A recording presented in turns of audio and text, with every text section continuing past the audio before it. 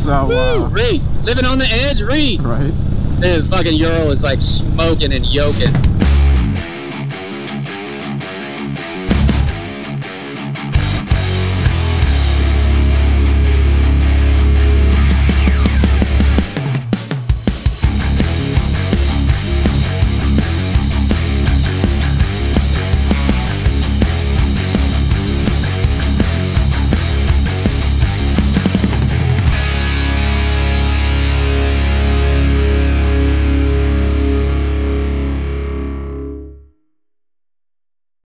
That motor is so beat, dude. Got that thing, and it wasn't even broken in, and I rode it all the way to North Carolina for the Pediatric Brain Tumor Foundation. They were having a charity ride. We did a giveaway build with them, and I rode it all the way up there and took a bunch of cancer survivor kids for rides in that thing, and it was awesome. Like, dude, that's awesome. It was the shittiest ride ever, getting up there, like 55 miles an hour all the way to North Carolina. But dude, like those kids, their faces, the smiles, the parents, like I'm still in contact with some of them today. It's so cool. I'm sure it made their day, dude. Yeah, I mean, dude, sidecars, right? Think about it. For people that can't experience anything, a sidecar is like the best tool to allow them to feel what it's like to be on a bike. Yeah, they don't have to worry about the controls and all that, but yeah, the feeling of low to the ground, the road going underneath you and the wind in your hair. Totally. Or the wind on your helmet. Yeah, we should figure something out, man. We need to do a charity thing. It's been about 1.5 years since I've done something. Oh yeah, I'm down. Yeah, my girl, she's real big into giving to charities, so it's been something that she's wanted to do for a little bit, so. Yeah, maybe we could brainstorm and come up with some things that we could do. Yeah, definitely. I like to keep it, you know, more local if we can, just to, I mean, you gotta help your community if you're able. Obviously, if there's a good cause out there, I'm all for it, but yeah, man, I'm totally down. We've got a ride that we're gonna be doing later this year with a bunch of Urals it's the Lighthouse Foundation, and one of our members is their marketing guy, and it's a private agency that helps essentially blind people. And so, like, it sounds kind of funny, but like, we're gonna take a bunch of blind people for rides in Urals. It's gonna be so awesome, dude. Oh, squash. Roadkill. Dinner. Yeah, I mean, even if you're blind, I mean, you can enjoy it. It would definitely be a different experience that you wouldn't get to enjoy otherwise. Yeah, absolutely. Well, I don't know how low my battery's getting, so I'm on battery number 2. Well, viewers, if we disappear abruptly, it means we were abducted by aliens. They've taken our motorcycles hostage. You gotta come find us. So what other kind of shit are you into, man? Aside from motorcycles, you're a designer, so I mean, you have to have, like, you got other things that you pull inspiration from. What do you, like, what's your head into? So professionally, I do web design and development, but then I take a lot of freelance on where I do like logo design. Like the motorcycles is obviously incorporated a lot of that, you know, especially running the channel. I'll take on freelance shit every now and then. I just had some friends hit me up that I designed a logo for a while back. They run a food truck here in Orlando. Okay. So I designed their logo a while back. They have some awesome, delicious food. So hey, if you ever need like a food truck, let me know. They came back to me and they needed another logo design for like a dairy food truck that they're starting up. So it's going to be like all sorts of stuff, but mainly focused on milkshakes and whatnot. Oh, cool. So I designed another logo for that for them. It's like every now and then when I do need that like creative fulfillment, you know, away from motorcycles, it's like I'll pick up some freelance work, design a logo or, you know, some kind of something. Yeah. T-shirts and all that stuff. So, you know, I kind of grew up and I had like a pencil and paper or a pen and paper, and I was always drawing, and I absolutely loved comic books, but not so much for the storyline, but for the artwork. Yeah. So I was always taking comic books and like drawing people and, you know, tracing them and learning how to do stuff. And I think it was probably like 5th or 6th grade. I actually started, I learned how to draw football helmets like real good, like 3D. And shit. I started drawing football helmets, and I would put whatever people wanted like on the sides of them, you know, like that's awesome. If they wanted a team, I'd put a team. If they wanted like a Nike check mark, I'd put a Nike check mark. And I started selling them for like $5 a piece. You know, it was like 3rd grade or something, I think. So I love it. It's like really really young, I started a business off of a football helmet drawing. Dude, that's awesome. What's your goal with what you're doing with the Blockhead brand? I mean, I'm assuming you're trying to figure out how to replace your income so you can do this full time, right? Yeah, well, originally I wasn't. Originally it was just kind of like, you know, I'm just doing this. I didn't expect it to become a thing, but it is definitely becoming a thing. Yeah. You know, hitting 50,000 subscribers recently, and it's already at like 55,000 a couple days after that, so it's growing pretty quick. I started it out, you know, just messing around, so I've got no expectations. I've got a good job. It supports what I do. It supports my hobby. And it started out as a hobby, but it's kind of getting to a tipping point to where, like, is it actually a hobby anymore? Is this something that I can actually like make work for me? And it's something that I enjoy, so I don't really consider it work.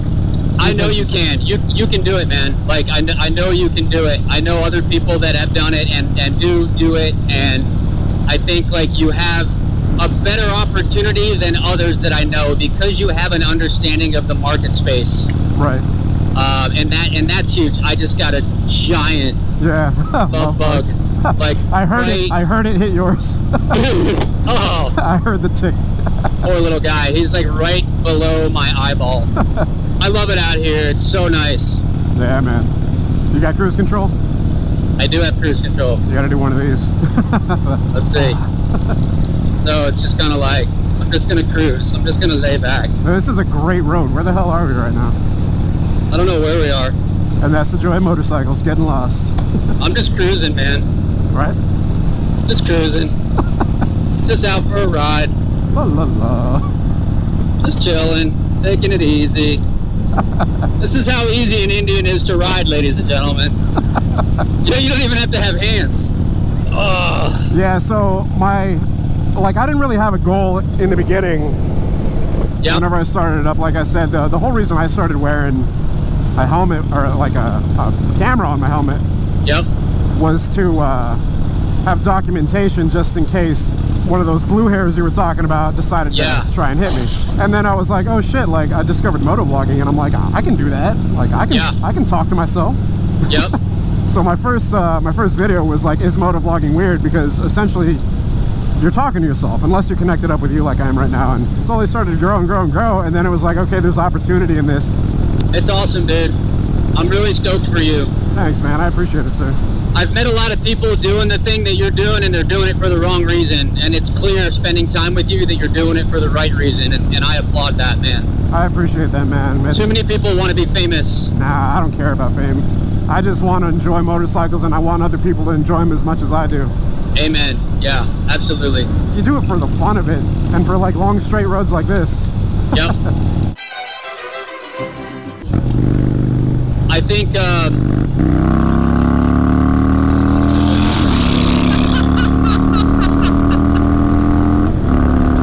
you later, homie. You got to, man. You got to. Dude, it's a long straight road.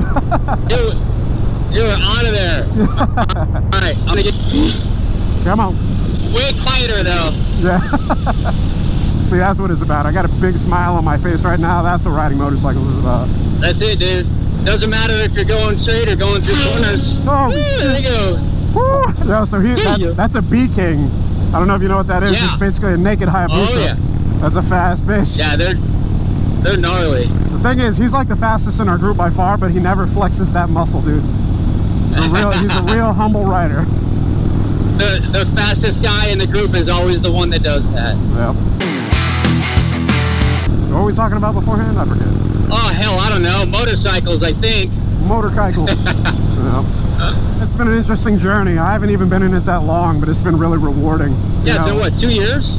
Yeah, not even. July of 2016 is whenever I got my first. That's how you know you're on. Yeah, dude, you're onto it. You got it. It's a good thing. It's not hard to do what you want to do, man. You got it. Like, you have it. I'm telling you, you got it. You're personable, you're smart, you're articulate, you're one of those types of people that can communicate with affluent and also, like, typical motorcycle person. Yeah. It's pretty cool, dude. The kind words mean a lot, sir. Real recognizes real. Definitely am at that point where it's like, I keep telling my girl, it's like, yo, I gotta find a video editor. I'm like, that's the biggest bottleneck right now that's holding me back from I mean, I could put out a video a day for the next 90 days. That's how much footage that I have, like, backed up. And, like, every ride is a freaking subject. From a trip to, you know, like, going to get ice cream with my girl, to doing a longer ride like this, or, you know, doing, like, unboxing a helmet and looking at it for the first time. It's like everything, like, revolving around the motorcycle industry. It's like it can be shared, and people can, like, find some kind of value in it, and that's what seems to be happening. So it's like I just got to continue to do that. But the bottleneck right now is definitely me having to take the time to do the creative as well as the editing. The editing takes so post-production. Much, dude, so much time. That's the hardest thing, man. Like, and I'll tell you this, like, I don't know what's going to work for you. All I can tell you is what works for me, and it's like getting things organized and scheduling and starting to really compartmentalize and treat it like a business is when it becomes a business, right? Because, you know, you have to start to think about, you know, okay, this is my creative days, these are my post-production days, these are my shooting days, this is my schedule. You know, I know every other third Sunday I'm with so-and-so, we're doing a reoccurring project, right? Because then you can start to build a funnel, and you can create a picture that you can start to then translate to your partners and sponsors and generate revenue, you know, because you've got, look, I've got the next 6 months forecasted. These are the things that we're doing. These are the projects that we're doing. And the only way to do it is, unfortunately, to put it on a calendar and stick to it. Right. It's the only way Standard survives, man. There's too much. It's funny. It's quite the, I don't know, like seeing you, obviously, you know, run Standard, and meeting with you and calendaring, you know, penciling stuff in. It's very different from the way that I've, like, I told you I started this up as just kind of like whatever, as a hobby and just enjoying it. So a lot of the stuff's just kind of on the fly. But yeah, at some point I do have to, you know, buckle down and start scheduling that stuff out. Like, scheduling out stuff with you is probably, you know, it's probably been a lot of it, but I've had to schedule stuff out with a couple other companies, you know, in terms of like featured videos, sponsored videos, stuff like that. I'm here to help you in any way possible, man. Thanks, you know, man. like, just as a friend, as a business associate, whatever. Like, I want to see you succeed, and I want to help contribute in any way that we can. I appreciate that, man. And likewise, if I can help you guys too, you know, let's definitely make it a beneficial for the both of us, you know. You know, I think the cool thing is, dude, is that if we just get together and do cool shit, like, that's gonna help one another the way that we need to be helped. I love this motorcycle. Oh, I just hit like 15 bugs at once. I just killed like an entire family of love bugs. I so needed this, dude. This was so good for me today. Hell yeah, man. I didn't realize that fish camp was this far, but I really don't care anymore. Right? Dude, wait till you see this place we're going to. Oh, wow. This is so awesome. Hell yeah. You know you're about to roll up on a bunch of badass when there's airboats parked. Nice. Hell yeah, brother. All right, dude, this has been awesome. Thank you for the opportunity, man, and for riding along and talking and letting the Blockhead community get to know you a little bit, man. Yeah, if you guys want to hit up Jason Paul Michaels, you guys are interested in what he's doing, I will drop his links down in the description below. You got, like, what, website, Instagram? Yeah. You got, it's easy. It's jasonpaulmichaels.com or standardmoto.co, and then Instagram, it's at Jason Paul Michaels and at Standard Motorcycle Co. Hell yeah.